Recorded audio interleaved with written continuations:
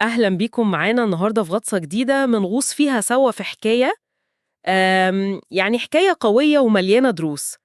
المصدر اللي معانا هو أجزاء كده من قصة اسمها ذبيحة الكرامة وصعود زينب. قصة حقيقية مؤثرة قوي. القصة دي عن زينب، بنت حلمت بأبسط الأشياء، يعني بيت وعيلة ودفء، وفجأة لقيت نفسها في واقع تاني خالص، واقع قاسي. لكن الأهم، إزاي من قلب الوجع ده، من الانكسار ده، طلعت قوة وصلابة محدش كان يتخيله أبداً. فمهمتنا هنا إننا يعني نفصص الحكاية دي مع بعض، ونشوف الدروس اللي وراها عن الكرامة، إزاي الواحد يصمد، وإزاي ممكن أي حد فينا يتحول لما الظروف تجبره ولما يقرر. الحكاية بتبدأ بحلم، حلم جميل وبريء، لكن بسرعة قوي بتلاقي زينب نفسها في مواجهة صعبة بتختبر روحها لأقصى حد.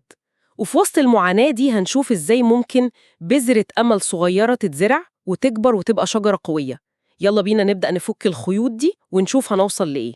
طيب، خلينا نتعرف على زينب في الأول. بنت يتيمة، كل أحلامها حرفيا متلخصة في كلمة بيت. كان نفسها بس في إحساس الدفى والأمان. ولما اتجوزت ناصر ودخلت بيته، هي كانت شايفاه إيه؟ السند والوطن الجديد بتاعها. بالظبط. متخيلة بيت صغير فيه مودة ورحمة، وجوز يحميها بجد، وشوية عيال حواليها. حتى شروق الشمس من الشباك كانت بتشوفه وعد بحياة أحسن من اللي سابته وراها في قريتها. أحلام يعني بسيطة قوي، مش كده؟ بسيطة وبريئة جدا، وهي دي البراءة اللي بتخلي الصدمة بعد كده أكبر بكتير. يعني التناقض بيظهر بسرعة قوي وبشكل حاد.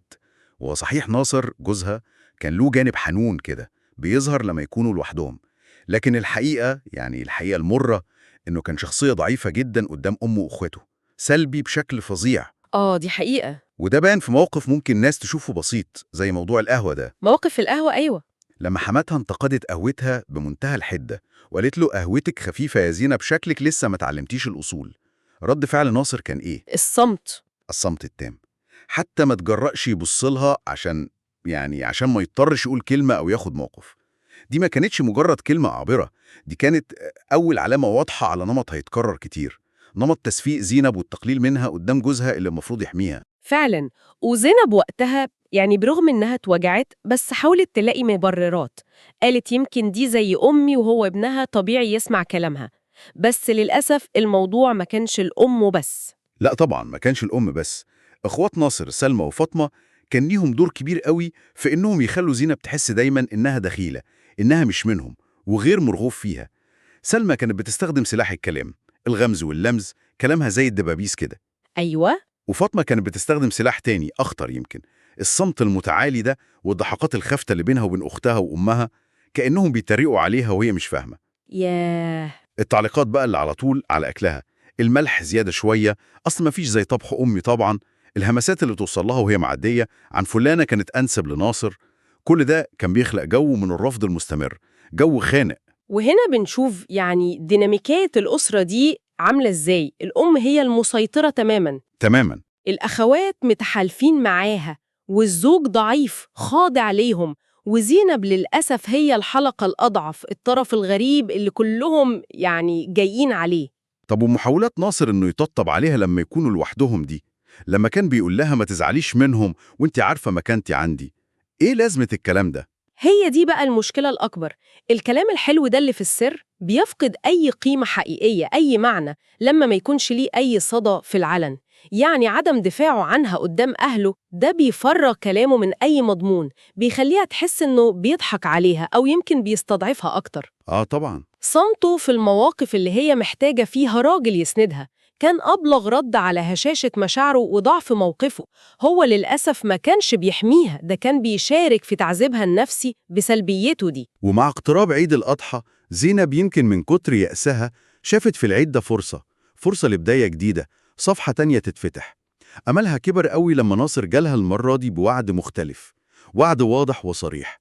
قال لها العيد ده مش هيكون زي أي عيد، أنا هروح السوق بنفسي وهشتري أضحياتنا، هجيب لك أفخم كبش سمين بقرون زي ما يليق بسيدة الدار. سيدة الدار. الكلمة دي بالذات، سيدة الدار، كان ليها واقع السحر عليها. الوعد ده ما كانش مجرد خروف، لأ، ده كان وعد بالاعتراف بيها، بالتقدير، بمكانتها اللي المفروض تكون ليها في البيت ده. أكيد. الفرحة اللي حست بيها كانت كبيرة قوي، يعني حست إن حب ناصر أخيراً ممكن ينتصر على ضعفه اللي فات ده كله. وللأسف الشديد هنا بالظبط عند النقطة دي بتحصل النقلة اللي كسرت كل حاجة جواها. الأم كالعادة بتتدخل بحسم وقوة. قبل ما ناصر حتى يروح السوق بيوم بتقول له بلهجة ما فيهاش أي نقاش: أنا اللي بختار أضحيتي كل سنة بنفسي، وده مش هيتغير السنة دي كمان. يا ساتر. عايزة كبش أبيضان ياسمين وقرونه لفة. أما أنت وعروستك فشوفوا لكم حاجة على قدكم، خروف صغير كفاية عليكم قوي. ناصر. زي ما تعودنا منه بيسمع الكلام وبينفذ بالحرف. المشهد في السوق وهو بيشتري كان مؤلم قوي في تفاصيله. أكيد. بيختار كبش فخم وضخم بالمواصفات اللي الأم طلبتها بالظبط، وفي نفس الوقت بيختار خروف تاني هزيل وضعيف وباين عليه المرض لزينب. دي مش بس قلة ذوق، دي إهانة متعمدة. والضربة القاضية بقى، الضربة اللي قسمت ظهرها بجد، جات لما رجعوا البيت. الأم بمنتهى البرود والقسوة، وهي شايفة زينة بعينيها بتلمع وهي بتبص على الكبش الكبير اللي داخل البيت، راحت بصلها وقايله لها قدام الكل: إيه رأيك في كبش يا مرات ابني؟ حلو مش كده؟ أما الفار اللي هناك ده فهو ده بتاعك انتي وناصر. تخيلي وقعت الكلمة دي عليها. لا حول ولا قوة إلا بالله. كلمة قاتلة. إحباط زينب وصدمتها وصمت ناصر المخزي وهو باصص في الأرض. اللحظة دي شرخت حاجة جوه زينب، شرخ عميق ما بتتصلحش بسهولة. وهنا لازم نقف عند رمزية الذبيحة دي. يوم العيد نفسه بقى كابوس حقيقي.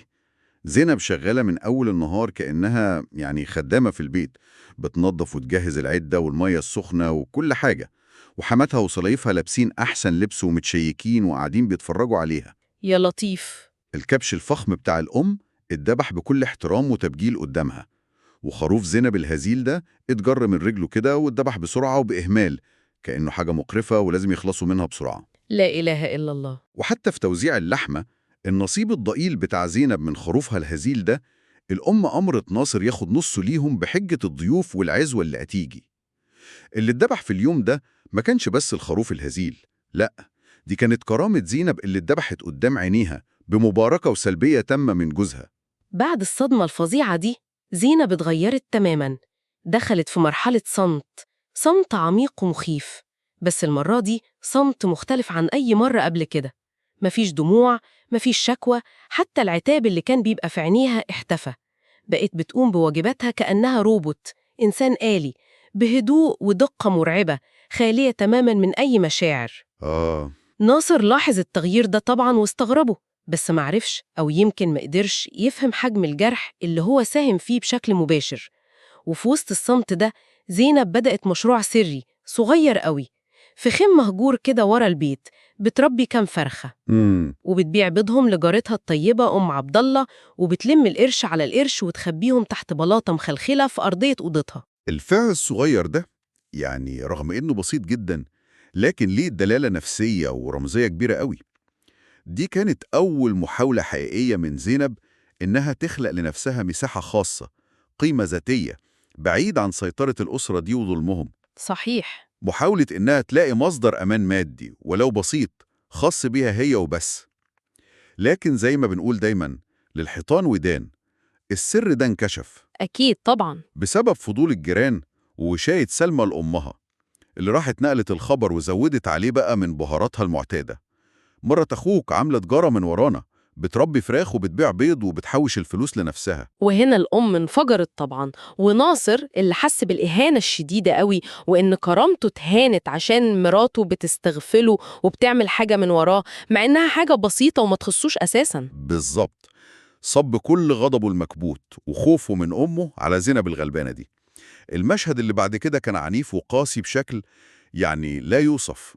ناصر اندفع زي المجنون على الخم ده، وبدأ يذبح الفراخ فرخة ورا فرخة قدام عينين زينب ويرميهم في كوم الدم. زينب انهارت تماما وهي شايفة مشروعها الصغير وأملها الوحيد بيتذبح قدامها كده. يا ساتر يا رب، قسوة غير طبيعية. وبعدين جرها من دراعها بعنف على أوضتهم وهو بيصرخ: فين الفلوس؟ فين الفلوس اللي سرقتيها؟ زينب المنهارة دي شاورت بصوابع مرتعشة على مكان البلاطة. ناصر رفع البلاطة برجله لقى القروش القليلة المتكومة لمهم في إيده وراح رماهم في حجر أمه قدام زينب. دي كانت القشة اللي قسمت ظهر البعير فعلا. لكن رد فعل زينب في المواجهة الأخيرة دي كان مفاجئ جدا. بهدوء مخيف بصت في عين ناصر وقالت له الحقيقة اللي هو عارفها كويس جوه نفسه. انت ما غضبتش، انت خفت من أمك، فصبيت خوفك ده كله غضب فوق راسي أنا. أيوة، واجهته. وبعدين بمنتهى الثبات، ثبات غريب، قالت طلقني. ناصر طبعا اتصدم وحاول يستخدم آخر كارت معاه، كارت السخرية والتهديد. أطلقك وتروحي فين يا مسكينة؟ للشارع؟ ده انت يومين وهترجعي تبوسي رجلي عشان أرجعك. لكن زينب فاجئته تاني بأسرار وقوة ما كانش يتخيلها أبدا. الشارع أرحم من بيت بتتذبح فيه كرامة كل يوم. خلاص ما بقاش فيه أي حبل يربطني بيك وبالبيت ده. يا الله على القوة دي. صدمة ناصر من قوتها المفاجأة دي خلته يفقد آخر ذرة تحكم في نفسه وصرخ في وشها: أنت طالق طالق طالق، وخرجي من بيتي حالا. بهدوء برضه زينب لمت كم قطعة قماش بالية كانت حيلتها في صرة صغيرة وخرجت في نص الليل للمجهول. لحظة مرعبة، بس في نفس الوقت كانت لحظة تحرير ليها. وهنا بنشوف التحول الكبير بيحصل فعلا. زينب مشيت في الضلمة لحد ما وصلت الكوخ أهلها القديم المهجور على طرف القرية. قضت ليلتها الأولى هناك وسط التراب والوحشة. بكت كتير قوي، بس المرة دي ما كانتش بتبكي على ناصر، لأ، كانت بتبكي على حالها وعلى يتمها وعلى مصيرها المجهول ده. أكيد. تاني يوم الصبح الخبر كان انتشر زي النار في الهشيم في القرية، ونظرات الناس ليها كانت خليط كده من الشفقة والشماتة والفضول. لكن وسط كل ده زيارة جارتها الطيبة أم عبد الله ليها بطبق أكل سخن كانت زي طوق نجاة، لفتة إنسانية بسيطة رجعت لها شوية أمل وثقة. لفتة بتفرق قوي في الأوقات دي جدا. وهنا زينب خدت قرارها الحاسم، مش هتستسلم أبدا، وهتبني حياتها من أول وجديد، من تحت الصفر ومن نفس الكوخ المهجور ده. قالت لنفسها والأم عبد الله: أنا هبني حياتي من هنا. فعلا التحول من ضحية مستسلمة لشخص فاعل بياخد مصيره في إيده بيبدأ من اللحظة دي. عملية تنظيف الكوخ وترميمه دي في حد ذاتها كانت رمز قوي لتنظيف حياتها من الماضي وبداية صفحة جديدة بيضة. بس الإرادة لوحدها مش كفاية طبعا. زينب أدركت إنها محتاجة رأس مال عشان تبدأ أي حاجة، أي مشروع. طبعا. دورت في سرتها الصغيرة، ما لقيتش فيها غير آخر قطعة ذهب كانت معاها. كلادة كانت من ضمن مهرها، وأم ناصر هي اللي لبستها لها يوم فرحها. بيع القلادة دي ما كانش مجرد بيع ذهب عشان تجيب فلوس، لا خالص. لا، ده كان فعل رمزي قوي جدا جدا. ده كان قطع متعمد وواعي لآخر خيط مادي وعاطفي بيربطها بالماضي المؤلم ده وبالناس اللي أذوها. كأنها بتقول لنفسها وللدنيا: أنا بتخلى عن آخر ذكرى منكم عشان أبني مستقبلي بإيدي. بالظبط كده. بالفلوس القليلة دي راحت السوق واشترت أول أصول مشروعها الجديد، نعتين صغيرين وحمل لسه بيرضع. دول ما كانوش مجرد 3 خرفان، لأ، دول كانوا بذرة مستقبلها اللي زرعتها بإيديها في أرض صلبة من الإرادة والتصميم. الشتاء اللي جه بعدها كان اختبار قاسي قوي لإرادة زينب دي.